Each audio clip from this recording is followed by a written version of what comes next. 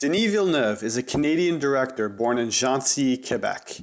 He studied at the University of Quebec at Montreal and has 3 children.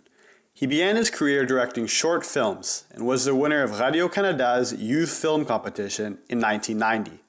His first film that garnered a fair amount of attention from the public and critics was Maelstrom, in large part due to it winning Best Canadian Film at the 2001 Toronto International Film Festival. Villeneuve continued making well-received films such as Polytechnique in 2009 and the Canadian Oscar-nominated film for Best Foreign Picture Incendie in 2010, which really jump-started his career. Villeneuve has also gained tremendous respect from not only critics, but his actors too. Just look at what Hugh Jackman had to say about him during a cast discussion at the Oscars. It wasn't until Denis Villeneuve came on board that I said yes to it. I had been aware of the script for about a year, but I could see the movie going in a more generic thriller sort of version, and I could see the movie going down a track which was something that would make you think long after the credits roll. And as soon as I saw Incendie, which I presume many of you have seen, was nominated for an Oscar that Denis made, I literally was like that. And as soon as I met Denis, that was it for me. Now that I've introduced the man of the hour, I'm going to talk about my 3 favorite Denis Villeneuve films. Apúrate. Apúrate. Ayúdame. Dale.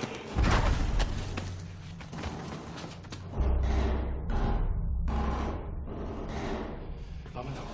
Dame los llaves. Dame los llaves. Cálmate. Dame los Cálmate. Las manos arriba. Da la vuelta.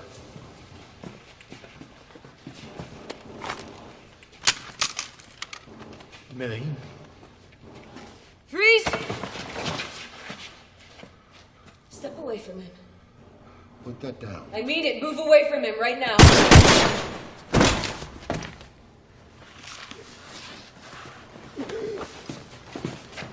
Don't ever point a weapon at me again. Sicario was released in 2015 and made $85 million at the box office on a budget of $30 million. The film follows FBI agent Kate Macer as she is chosen to take part of a special squadron tasked with killing one of Mexico's biggest drug lords. She soon realizes that the squadron's leader cares not for the rules and is willing to go to the extreme to take down the one they are after, even if he has to hire a former Mexican prosecutor and spy to do so. What's to follow is an action thriller filled with suspense and moments that will shake you to your core. I love Sicario because it has 2 of my favorite actors in it, Emily Blunt and Benicio del Toro, and also the story is amazing. I've always been a big fan of movies and TV shows about drug lords and drug cartels, and this one is my favorite of them all. If you're a fan of the Netflix show Narcos, then you should definitely watch this film. It is difficult to watch at times, but it won't keep you up at night, which is not a bad thing. The acting is superb and the cinematography is beautiful. If you're a fan of action films, dramas, or thrillers, then I highly recommend this film. What? Sir, I need you to go home. What? All right? I need you to go home. What about what I just fucking told you? Why aren't you sending someone out to go arrest this guy? Tell Detective Loki what you just told me, and he'll definitely look into it. Go ahead. That asshole, you promised me you'd keep in custody, right? And you didn't. And right now, when I grabbed him in the parking lot, he said right to my fucking face, they didn't cry until I left them. Right to my fucking face. He said that to you in the parking lot just now? Right now, yeah. What did I just say? In the parking lot. Before you grabbed me off him. Did anyone else hear besides you? I don't know. It was quiet. He said it to me. He wanted me to know. Are you sure he said that? What? Are you sure that's what he said? Jesus Christ, you think I'm making this up? No. Why would I make this up? Hey. Why? No. Think about it. Why would I make this up? I'm not saying that to you. I'm just asking you a couple questions. I will talk to him. No, don't okay? talk. Mr. Dover. Arrest him. What'd I fucking tell you? What'd I tell you? One more day. Prisoners was released in 2013 and was Villeneuve's first real box office success, making $122 million, more than double its budget of $46 million. The film follows 2 families who have their youngest daughters abducted, and neither of them, nor the town police, can figure out who has done such a terrible thing. Keller Dover, the father of one of the daughters, decides to take matters into his own hands by hunting down a possible suspect and abducting him. Meanwhile, Detective Loki is becoming increasingly frustrated with this case as he can't find any suspects. What's to follow is a twisted and dark psychological thriller that will make anyone watching feel disturbed and amazed well after the credits roll. Prisoners is one of the best thrillers I have ever seen, and it's a remarkable film for what it's trying to accomplish. This film is on par with some of the greats like Seven and Silence of the Lambs, and that alone makes this tremendously well done. I do warn you that this film can get to you really easily, and if you're someone who has trouble sleeping at night after watching a disturbing movie, then you're definitely going to be feeling that after seeing Prisoners. The acting is so good that it makes this film seem terrifyingly real. Also, it's pretty long at 2 hours and 33 minutes, but I can honestly say that I was never bored during this film. I highly recommend Prisoners to anyone who loves thrillers and one that will really get you thinking about who the culprit is and make you feel dumbfounded when you find out.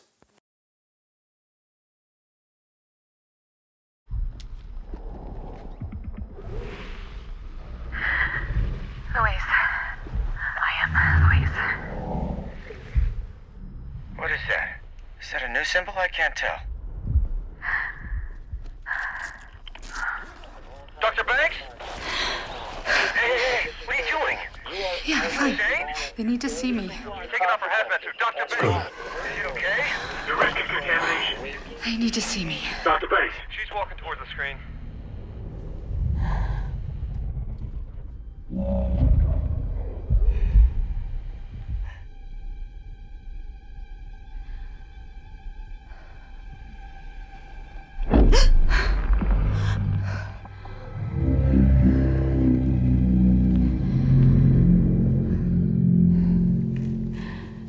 That's a proper introduction. Finally, we have Arrival, not only my favorite film of the three, but it is also the best one. This is Denis Villeneuve's most successful film in every way, making $147 million at the box office on a budget of $47 million. The film starts by following the life of linguistics expert and professor Louise Banks. One day, mysterious alien pods arrive on Earth, and Banks is tasked by Colonel Weber of the US government to decode their language. She, along with scientist Ian Donnelly, set out to a camp near one of the alien pods and begin to try and communicate with them. What's to come is a fantastic science fiction and drama film, not only about aliens, but about the future of humanity as well. This film inspired me to create this presentation, so there was never any doubt that it would be number one on my list.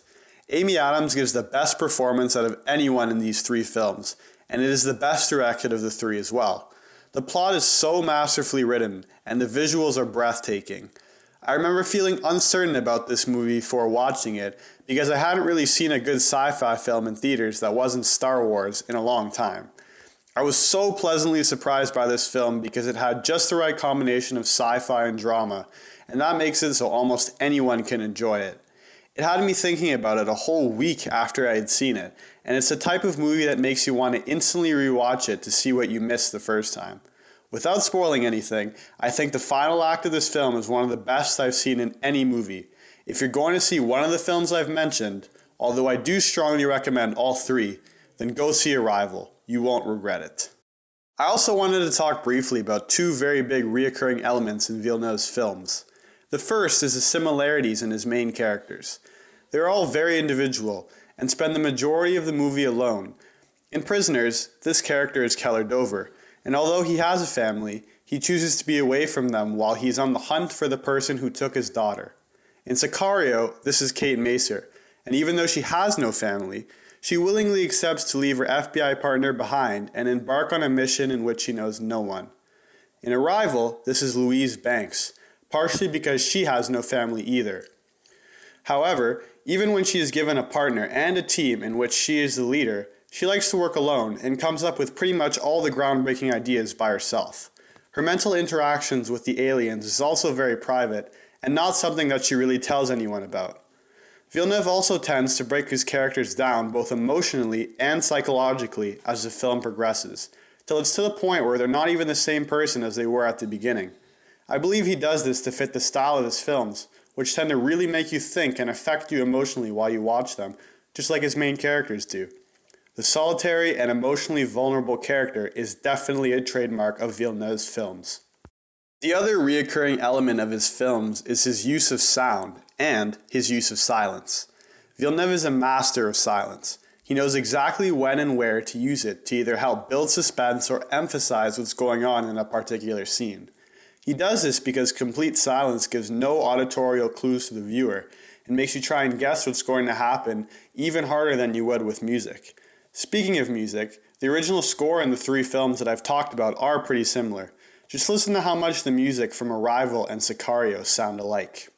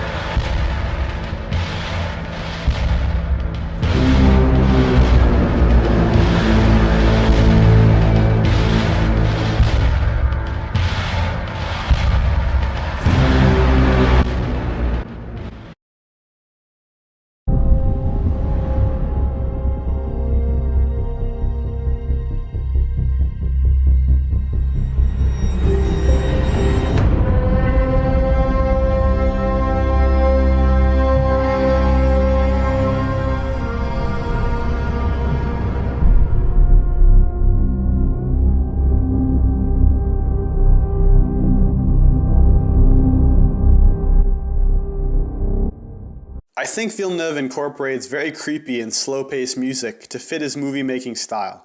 He loves to make films that are slow-paced so he can build up suspense, and just like in the music, the main part of his films just hit you all of a sudden.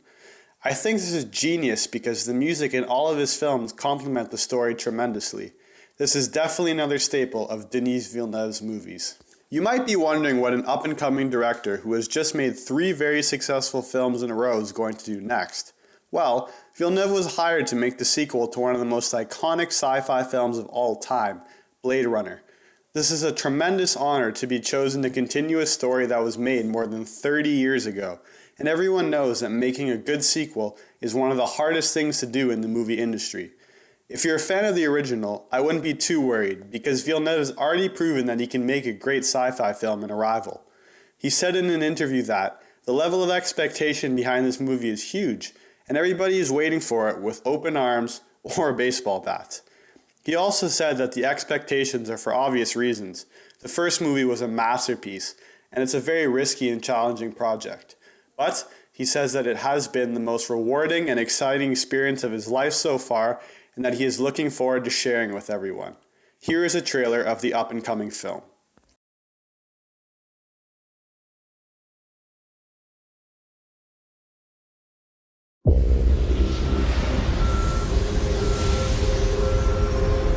Replicants are like any other machine. They're either a benefit or a hazard. If they're a benefit, it's not my problem.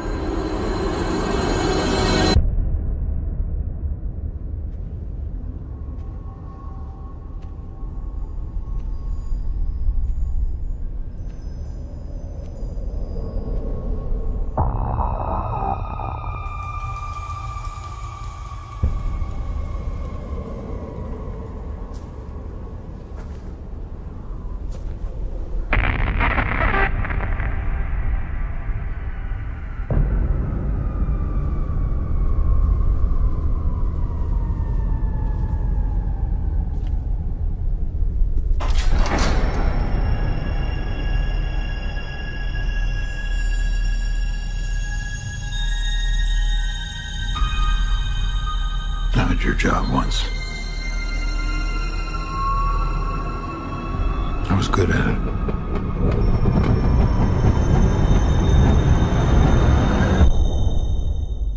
Things were simpler then.